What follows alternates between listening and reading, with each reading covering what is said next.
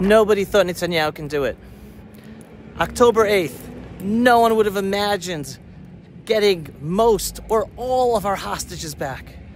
Netanyahu did it. Trump helped make it happen.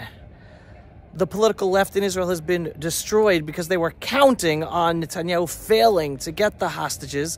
And while we are so happy that the hostages are back on a political level, Netanyahu just basically did the impossible, and he's in a sense taken apart the political left and their whole agenda that they've been doing for this whole year. 2 years of this war. 2 years of this war, the political left was trying to bring down and topple Netanyahu and his government in the name of trying to get the hostages back, and he wasn't doing it. They were literally saying that he was trying to kill the hostages. He didn't care about getting the hostages. So Netanyahu, one, got all the hostages back, and two, he's basically taken apart the political opposition at this moment. Having said all that, please listen to the following, because it is really, really important to internalize as well. As Israel right now is celebrating the return of our live hostages, which is so emotional, I'm also reminded about the return of Israeli IDF soldier Gilad Shalit in 2011, who was also held in Hamas captivity for years. Israel ended up freeing 1,025 horrendous terrorists for his release. Those terrorists then became the leaders who carried out the October 7th atrocities and murdered and mass raped and burned and kidnapped. It is not popular to say, but the deal to save IDF soldier Gilad Shalit in 2011 brought about the murder and death and kidnapping of all those brutally massacred, mass raped, and kidnapped on October 7th, 2023. Now today we have this deal that also has us freeing hundreds of other horrible terrorists who will return to killing us. And Hamas is still in control of Gaza, even with this deal. That is why I keep on saying that the war is not over. Despite President Trump and Netanyahu both announcing that the war is over, we can't let them get away with that. We have to say, only with the protection of 10 million Israelis is the war going to get over. No more Islamo-Nazis in Gaza. I have no idea what is going on behind the scenes.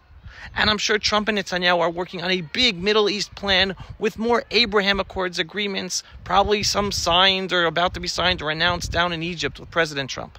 However, so long as Qatar, Turkey, Egypt, Hamas, and any other jihadi supporting organizations or countries still exist in the Middle East, and they see that Hamas not only did not lose any land after they did this atrocity against us, but they still live to kill us another day, that is very bad news for the Jews and the whole freedom-loving world against this growing Islamo-Nazi jihad that's out to destroy the whole West.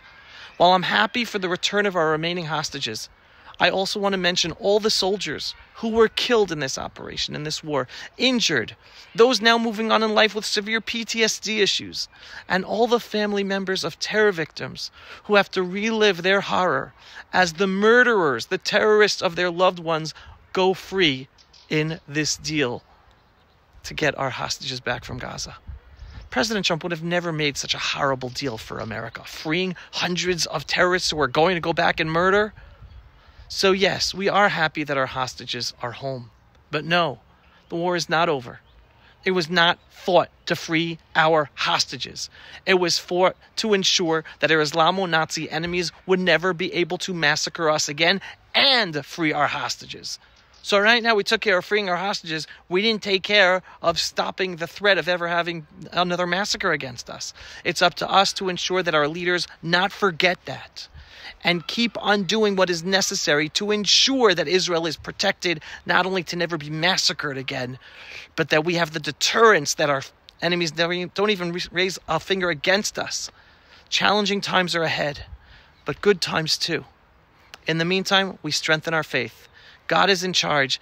We say thank you for all the good. We celebrate what there is to celebrate, the returning of our hostages, the Jewish holidays, the being thankful for everything we are thankful for, and we remain grounded in reality.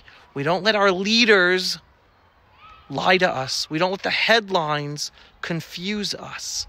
The Jewish people, we are meant to be back in our ancestral homeland to fulfill our purpose. That purpose is not to be safe. That purpose is to be a moral light upon the world. And step number one of being a moral light upon the world is getting rid of the evil that doesn't only endanger and threaten us, but endangers and threatens the whole world. There can't be any evil in any of God's holy land that he chose us to live in. That's our mission number one. And that's how we spread morality. Being the light of good. This is a spiritual war that we're fighting literally also on the front line with our own neighbors, our own family members, our own children, myself, against an evil. But it's a spiritual war. And whether you're in Israel or you're not in Israel, connect to that spiritual aspect. Help us spread good. Help us spread truth. Help us spread a stronger connection and deeper faith with God above. He's got this, as do we. Am Yisrael Chai. If you are not yet a subscriber to our daily, belief-based, inspiring, politically incorrect, truthful videos about Israel, the Jewish people, and the freedom-loving world, what are you waiting for? Go to pulsevisual.com and click to subscribe today. And yes, we are a donor-based operation. We need your donations for support in order to make these videos and get our videos seen and do all the work we do.